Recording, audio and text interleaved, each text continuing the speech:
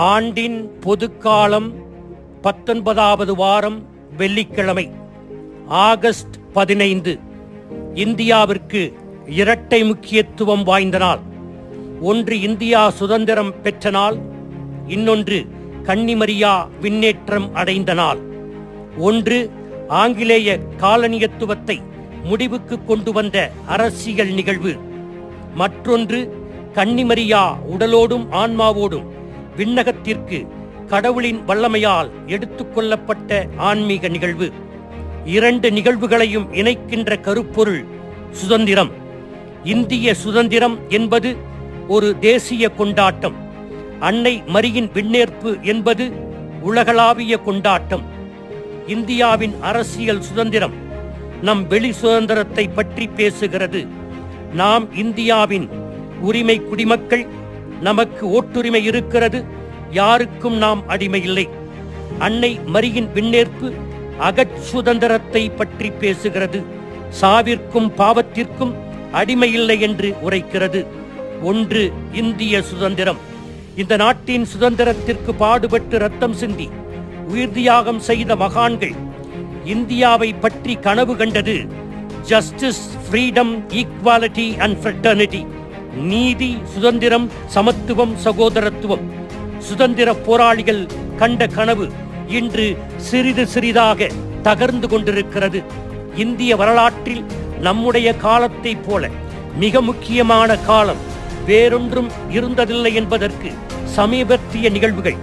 சத்தீஸ்கரில் 2 அருட்சகோதரிகள் கைது செய்யப்பட்டு சிறையில் அடைக்கப்பட்ட நிகழ்வுகள் எல்லாம் இந்தியா எங்கே போய்கொண்டிருக்கிறது என்பதை நமக்கு வெளிப்படுத்துகிறது. இந்திய அரசியலமைப்பு முகவுரையை ஒவ்வொருவரும் படித்து வீட்டில் ஒட்டி வைத்து தன்னுடைய பிள்ளைகளுக்கு கற்றுத்தர வேண்டும். பள்ளிகளில் இந்திய அரசியலமைப்பு முகவுரை வாரத்தில் ஒரு நாள் மாணவ மாணவியர்களுக்கு வாசித்து காட்டப்பட வேண்டும். ஒரு குறிப்பிட்ட சமயத்தை சார்ந்தவரை தேசிய விரோதி, தீவிரவாதி என்று மூளைச்சலவை செய்யக்கூடாது. எல்லா சமயத்திலும் நல்லவர்கள் இருக்கிறார்கள், தீவிரவாதிகளும் இருக்கிறார்கள் என்பதை இன்றைய வளரிளம் பருவத்தினருக்கு தெளிவுபடுத்த வேண்டும். நலத்திட்டங்கள் அரசால் அறிவிக்கப்பட்டாலும் பணக்காரன் ஏழை இடைவெளி அதிகமாகிக் கொண்டே இருக்கிறது. காமராசரை போல நாணயமான அரசியல்வாதிகளை இந்த நாடு உருவாக்க வேண்டும். அப்படிப்பட்ட தலைவர்களை இனம் கண்டுகொள்ள நமக்கு விழிப்புணர்வு வேண்டும், போராட்ட குணம் வேண்டும். 2. அன்னை மரியா விண்ணேற்பு அடைந்தது. சுதந்திரத்தை பற்றிய கத்தோலிக்க திரு அவையினுடைய பார்வை உள்ளத்தை நோக்கியது. உள்ளத்தை நோக்கிய பயணம்தான் அகச்சுதந்திரம். நமக்கு கொடுக்கப்பட்ட சுதந்திரத்தை பயன்படுத்தி தீமையை தேர்ந்தெடுக்காமல் நன்மையை தேர்ந்தெடுக்க வேண்டும். அழிவு கலாச்சாரம் தேர்ந்தெடுக்காமல் வாழ்வின் கலாச்சாரத்தை தேர்ந்தெடுக்க வேண்டும். சுதந்திரத்தை புனித தாமஸ் அக்வைனாஸ் இவ்வாறு வரையறுக்கிறார்: சுதந்திரம் தன்னிலேயே நன்மையை நோக்கியே ஒழுங்கமைக்கப்பட்டுள்ளது. தீமை நடந்தால் அந்த நன்மையில் ஏதோ ஒரு குறை இருக்கிறது என்று பொருள் என்று கூறுகிறார். ரனிரோ கண்டமலேசா திருத்தந்தைகளுக்கு தியானம் கொடுக்கின்றவர். அவர் அன்னை மரியாவை பற்றி கூறுகிறார்.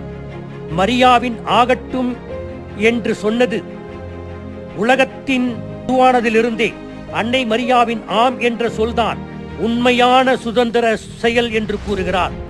உண்மையான சுதந்திரம் என்பது நல்லதை செய்வதிலோ அல்லது செய்யாமல் இருப்பதிலோ அடங்குவதல்ல. மாறாக சுதந்திரமாக நல்லதை செய்வதில் அடங்கியிருக்கிறது. சுதந்திரமாக கீழ்ப்படிவதற்கான சுதந்திரம். தொடக்கத்தில் சொன்ன ஆம் என்ற வார்த்தை, அதாவது வானதூதர் கபிரியேல் தூதருக்கு மங்கள வார்த்தையின் போது தொடக்கத்தில் சொன்ன ஆம் என்ற வார்த்தை எதையெல்லாம் அது கொண்டு வருமோ அவையெல்லாம் ஏற்றுக்கொள்ளுகின்ற சுதந்திர வார்த்தை. அன்னை மரியாவின் சுதந்திரம் மனித இயல்பும் தெய்வீக அருளும் சேர்ந்த ஒன்று என்று கண்டமலேசா கூறுகிறார். வரலாற்றில் 3 ஆகட்டும் மிகவும் சிறந்தவை. ஒன்று தொடக்க நூல், கடவுள் ஒளி உண்டாகட்டும் என்றார் ஃபியாத் லுக்ஸ். மரியா உமது வார்த்தையின்படியே எனக்காகட்டும் என்றார். இயேசு என் விருப்பப்படி அல்ல உமது விருப்பப்படி ஆகட்டும் என்றார். நான்காவது ஒரு ஆகட்டும் இருக்கிறது. அது நாம் விண்ணுலகில் இருக்கிற எங்கள் தந்தையே என்ற ஜெபத்தில் சொல்லுவது, உமது திருவுளம் இம்மண்ணுலகில் நிறைவேறுக.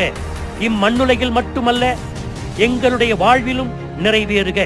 எனவே அன்னை மரியாள் சொன்ன ஆம், படைத்தலுக்கு சொன்ன ஆம், மனூறு எடுத்தலுக்கு சொன்ன ஆம், உமது வார்த்தையின்படி ஆகட்டும் என்று சொன்ன ஆம், சுதந்திரத்தின் கலங்கரை விளக்கமாக அன்னை திகழ்கிறார்.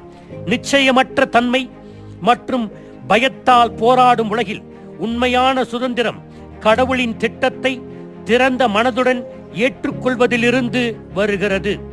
இந்தியாவின் சுதந்திரம் சொல்லுகின்ற இன்னொரு கருத்து, we are neither independent nor dependent but rather we are interdependent being.